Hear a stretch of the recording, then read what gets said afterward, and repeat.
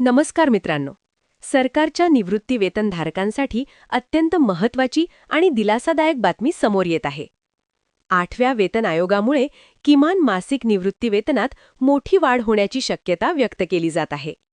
24-25 मार्च 2026 पर्यंत उपलब्ध अहवालांनुसार सध्या 9,000 रुपये असलेले किमान निवृत्ती वेतन वाढून अंदाजे 25,000 रुपये ते 25,740 रुपयांपर्यंत जाऊ शकते. म्हणजेच जवळपास 3 पट वाढ होण्याची शक्यता आहे.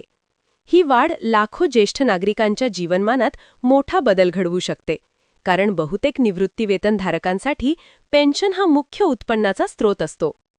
7व्या वेतन आयोगाअंतर्गत सध्या किमान मासिक निवृत्ती वेतन 9,000 रुपये आहे आणि गेल्या काही वर्षात महागाईत मोठी वाढ झाली असतानाही ही रक्कम अपरिवर्तित राहिल्याने निवृत्ती वेतनधारकांना आर्थिक अडचणींना सामोरे जावे लागत आहे. औषधे, उपचार, घरखर्च, वीज, भाडे आणि दैनंदिन गरजांच्या वाढत्या किमतींमुळे या रकमेवर जगणे कठीण झाले आहे.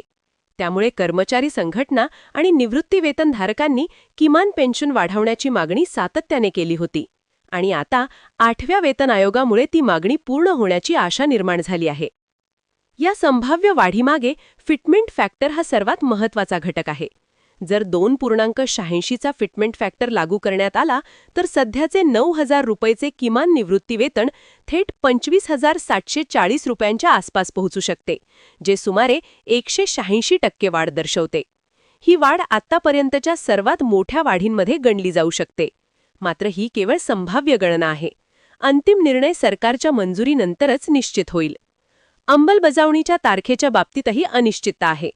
8व्या वेतन आयोगाला 1 जानेवारी 2026 पासून लागू करण्यास तत्वतः मंजुरी दिली गेली असली तरी प्रत्यक्ष अंमलबजावणीस वेळ लागू शकतो.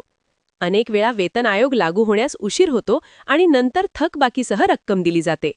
त्यामुळे काही तज्ज्ञांच्या मते सुधारित पेन्शन 2026च्या शेवटी किंवा अगदी 2027 मध्ये लागू होण्याची शक्यता आहे. जर अंमलबजावणी उशिरा झाली तर निवृत्ती वेतनधारकांना मोठ्या प्रमाणात थकबाकी मिळू शकते. उदाहरणार्थ, जानेवारी 2026 पासून नवीन पेन्शन लागू मानली आणि प्रत्यक्ष पैसे 2027 मध्ये मिळाले तर 1 वर्षापेक्षा जास्त कालावधीची थकबाकी एकरकमी मिळू शकते. ही रक्कम अनेकांसाठी मोठा आर्थिक आधार ठरू शकते. याशिवाय सरकारने एकीकृत निवृत्ती वेतन योजना म्हणजेच युनिफाईड पेन्शन स्कीम लागू केली आहे, जी 1 एप्रिल 2025 पासून प्रभावी झाली आहे. या योजनेअंतर्गत किमान 10 वर्षांची सेवा पूर्ण केलेल्या कर्मचाऱ्यांना किमान 10,000 रुपये मासिक पेन्शनची हमी दिली जाते. विशेषतः नवीन निवृत्ती वेतन प्रणाली म्हणजेच NPS अंतर्गत असलेल्या कर्मचाऱ्यांसाठी ही योजना महत्त्वाची मानली जाते, कारण NPS मध्ये पेन्शन बाजारातील परताव्यावर अवलंबून असते.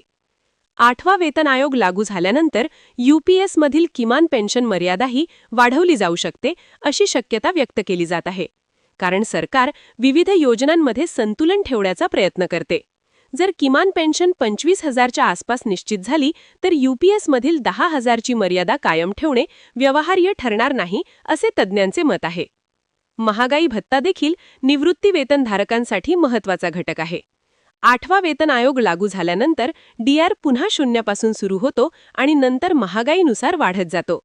त्यामुळे सुरुवातीला मूलभूत पेन्शन मोठ्या प्रमाणात वाढलेली दिसते आणि त्यावर पुढे DR जोडला जातो. आरोग्य खर्चाच्या दृष्टीने पाहिल्यास वाढीव पेन्शन ज्येष्ठ नागरिकांसाठी अत्यंत महत्त्वाची ठरेल. वयानुसार औषधे, तपासण्या आणि उपचारांवर मोठा खर्च होतो. सध्याच्या रकमेवर हा खर्च भागवणे कठीण असते, पण 25,000च्या आसपास पेन्शन मिळाल्यास आर्थिक ताण मोठ्या प्रमाणात कमी होऊ शकतो. ग्रामीण भागातील निवृत्ती वेतनधारकांसाठी ही वाढ आणखी फायदेशीर ठरेल, कारण त्यांच्याकडे इतर उत्पन्नाचे स्रोत कमी असतात. अनेकांसाठी पेन्शन हीच एकमेव कमाई असते, त्यामुळे 3 पट वाढ त्यांच्या जीवनमानात मोठा बदल घडवू शकते. मात्र काही अर्थतज्ज्ञांनी सावधगिरीचा इशारा दिला आहे. इतकी मोठी वाढ सरकारच्या तिजोरीवर मोठा आर्थिक भार टाकू शकते. त्यामुळे सरकार अंतिम फिटमेंट फॅक्टर कमी ठेवू शकते किंवा अंमलबजावणी टप्प्याटप्प्याने करू शकते. तरीही निवृत्ती वेतनधारकांमध्ये सकारात्मक वातावरण आहे आणि मोठ्या निर्णयाची अपेक्षा आहे. एकूणच पाहता 8वा वेतन आयोग लागू झाल्यास सरकारच्या निवृत्ती वेतनधारकांसाठी हा ऐतिहासिक बदल ठरू शकतो. 9,000 रुपयेवरून 25,000पेक्षा जास्त पेन्शन होणे म्हणजे आर्थिक सुरक्षिततेची मोठी हमी आहे.